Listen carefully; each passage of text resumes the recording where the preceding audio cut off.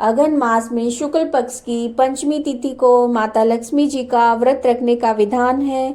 इस व्रत को रखने से माँ लक्ष्मी जी की कृपा प्राप्त होती है और व्रत की विधि चैनल पे अपलोड की गई है। आप वहाँ ध्यानपूर्वक उसे श्रवण कीजिए। और अब आपके जो अगन मास में जो श्री पंचमी व्रत की जो कथा है वो इस प्रकार से है।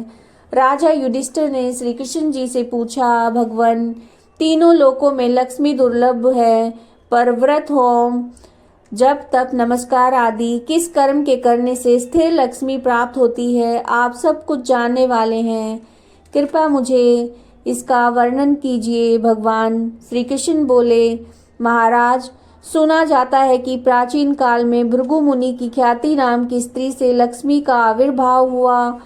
भृगु ने विष्णु भगवान के साथ लक्ष्मी का विवाह कर दिया। लक्ष्मी भी संसार के प्रति भगवान विष्णु को वर के रूप में प्राप्त करके अपने आप को कृतार्थ मानकर अपने कृपा कटाक्ष से संपूर्ण जगत को आनंदित करने लगी।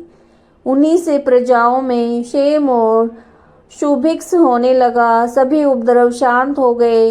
ब्राह्मण हवन करने लगे, देवगण हविष्य भोजन प्राप्त करने लगे और राजा प्रसन्नता पूर्वक चारों वर्णों की रक्षा करने लगे। इस प्रकार देवगणों को अतीव आनंद में निमग्न देखकर विरोचन आदि दैत्यगण लक्ष्मी की प्राप्ति के लिए तपस्या और यज्ञ आदि करने लगे। वे सब सदाचारी और धार्मिक हो गए। फिर दैत्यों के पराक्रम से सारा संसार आक्रांत हो गया। कुछ समय बाद देवताओं को लक्ष्मी का मद हो गया। उन लोगों के शौच, पवित्रता, सत्यता और सभी उत्तम आचार नष्ट होने लगे। देवताओं को सत्य आदि शील तथा पवित्रता से रहित देखकर लक्ष्मी दैत्यों के पास चली गई। देवगण श्री विहीन हो गए।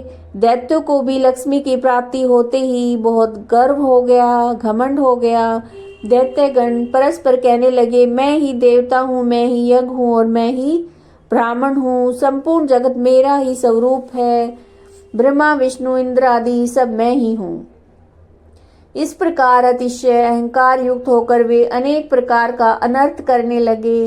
अहंकार मति दैत्यों की भी ये दशा देखकर व्याकुल होकर वो भृगु कन्या भगवती लक्ष्मी क्षीर सागर में प्रविष्ट हो गई।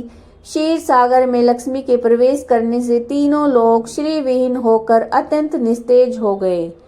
देवराज इंद्र ने अपने गुरु बृहस्पति जी से पूछा, महाराज, कोई ऐसा व्रत बताएं जिसका अनुष्ठान करने से पुनः स्थिर लक्ष्मी की प्राप्ति हो जाए।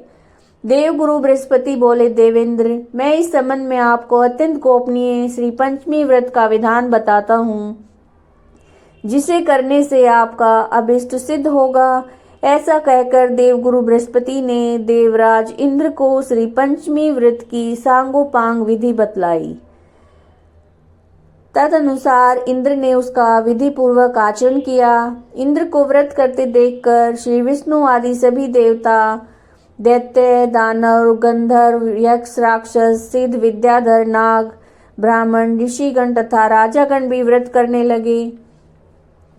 कुछ काल के अनंतर व्रत समाप्त करके उत्तम बल और तेज पाकर सबने विचार किया कि समुद्र को मत कर लक्ष्मी और अमृत को ग्रहण करना चाहिए।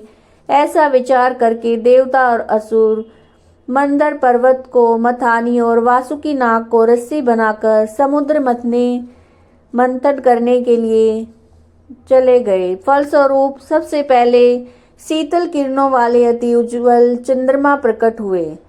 फिर देवी लक्ष्मी का प्रादुर्भाव हुआ। लक्ष्मी के कृपा कटाक्ष को पाकर सभी देवता और दैत्य परम आनंदित हो गए। भगवती लक्ष्मी ने भगवान विष्णु के वक्षस्थल का आश्रय ग्रहण किया। भगवान विष्णु ने इस व्रत को किया था। फलस्वरूप लक्ष्मी जी ने इनका वरण किया। इंद्र ने इस व्रत को किया था, इसलिए उन्होंने त्रिभुवन का राज्य प्राप्त किया और दैत्यों ने तामस भाव से व्रत किया था, इसलिए ऐश्वर्य पाकर भी वे ऐश्वर्य विहीन हो गए। महाराज, इस प्रकार इस व्रत के प्रभाव से श्री विहीन संपूर्ण जगत फिर से श्री युक्त हो गया। महाराज, युधिष्ठिर ने पूछा, युद्धोत्तम, ये श्री पंचमी व्रत किस विधि से किया जाता है और कब से इसे आरंभ करना चाहिए, इसका पारायण कब होता है, आप इसे बताने की कृपा कीजिए। ये श्री महालक्ष्मी जी की व्रत की कथा थी, जो पंचमी व्रत है। व्रत की संपूर्ण विधि, पूरी जानकारी चैनल पे अलग से वीडियो अपलोड की गई है, उसे ध्यान पूर्वक सुनिए और ये व्रत कीजिए। और कथा और लक्ष्मी कवच, लक्ष्मी स्तोत्र का अवश्य पाठ कीजिएगा, अवश्य श्रवण कीजिएगा। सारी वीडियो चैनल पे अपलोड की गई हैं। अगर वीडियो आपको पसंद आ रही हैं तो लाइक कीजिएगा, चैनल को सब्सक्राइब कीजिएगा। जय महालक्ष्मी जी की।